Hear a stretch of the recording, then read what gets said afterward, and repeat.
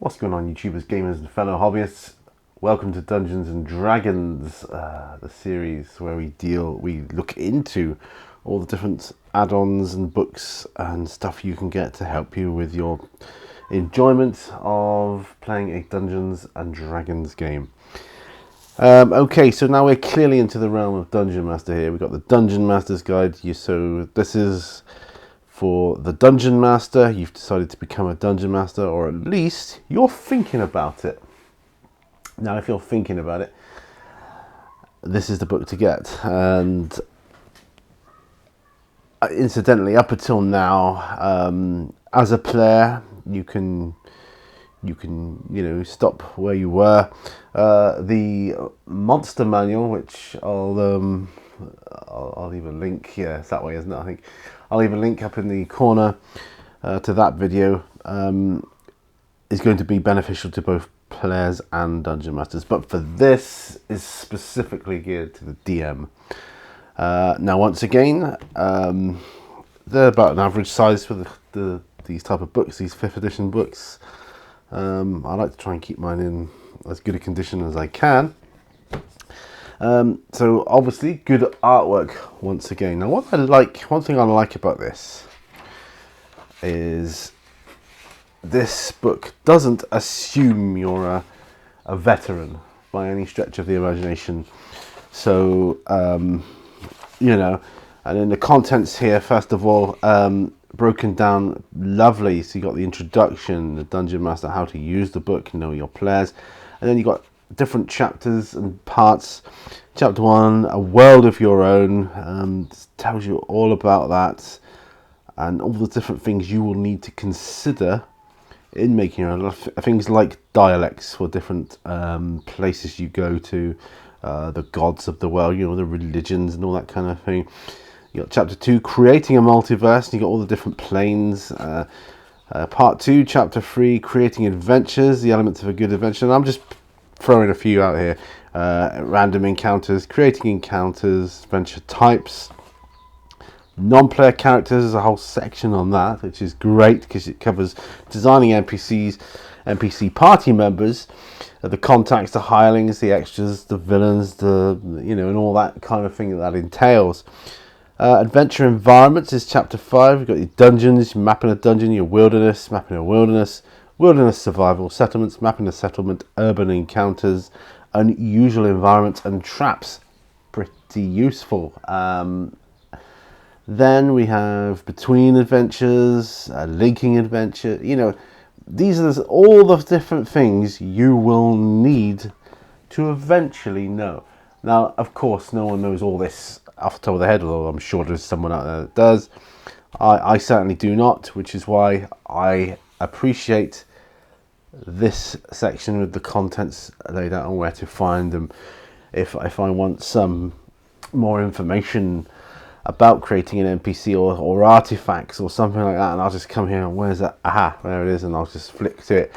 Now, as I said, this book does not assume you are a veteran by any means. So introduction, it tells you what the Dungeon Master is, how to use this book, basically what your role is, and then the rules of what you need to follow. And it tells you things, it gives you good advice, knowing your players, acting, exploring, investigating, storytelling, problem solving, fighting and optimizing, of course. And really everything you need to help your gaming group along. And then, of course, each chapter has the great artwork you would expect. I love this picture here. I've got a figure, a Reaper Bones model, which is very similar to this one. I just love that picture there. Totally brilliant. But yeah, so as a DM, this will give you all the information you need, all the tables, different on the currencies, different organizations of the world. Of course, this is, and it always was intended to be a Dungeon Master's guide, not the be all and end all. So it's a guide, so you feel free to adapt and change as you wish, as you see fit, what fits your your group best, what fits your campaign best. Only advice I would give, a nice beholder there. See, they are quite big. I was talking about my beholders, being quite big there, but they are quite big, in terms of that. I certainly think this one was too small, but that's another story. But yeah, and it's a book that enables you to start at the beginning, at the base level, running the game with the basics, and allows you to gradually integrate things like your NPC ideals, what motivates them, what their bonds are, and great tips for fleshing out your characters, NPCs, and worlds, and your environments. And this is all, it's just fantastic reading. It's a book which will really help you as a DM. It's helped me no end. And I come from like first edition D&D, so I'm still I go to this because I like the way 5th edition is. I really do. There are some things which bad habits I bring over from. There's these.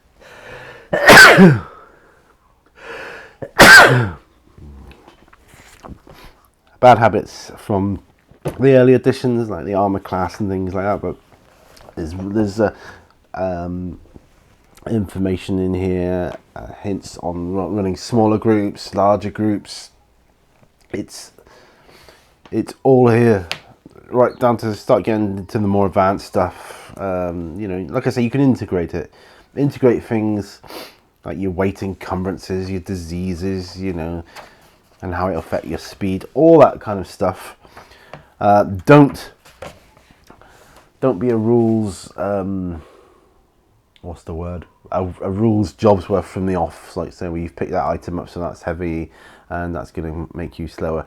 And just gradually integrate it, and you don't need to do that. You can, but that's just more about running a game. But this book enables you to do this rather well.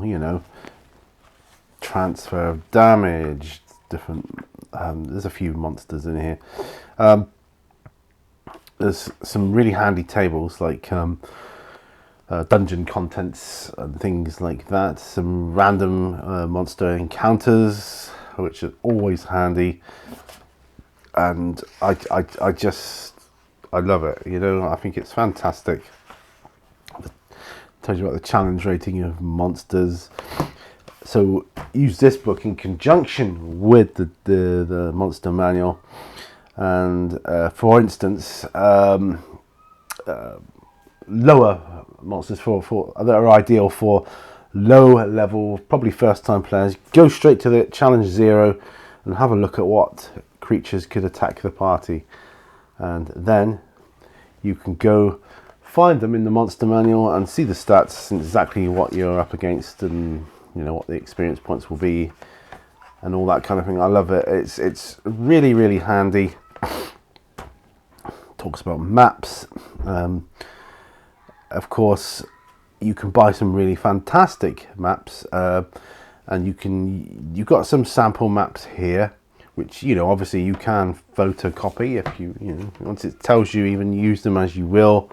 So that's kind of cool. But these are kind of cool examples. Like you've got this windmill here, and you've got the ground floor, the top floor, first floor, second floor, basement. Just it's great examples of buildings. Okay, but use the maps however you want. Blow them up, make them bigger. That's what I would recommend. I'm personally thinking of having a crack at drawing them out by hand later on. I've used one of these maps already, but I thought I would have a go at drawing them out. There's several people on YouTube that are good at map drawing, but I'll just essentially be copying, so it won't be too bad. And then you've got your appendix here, so always handy. I always appreciate an appendix at the back of a book. And yeah, again, not the cheapest of books, but none of these are, as you know. but I think the starter set kind of makes up for that, and the even the upcoming essentials kit, which I'll be reviewing at some point,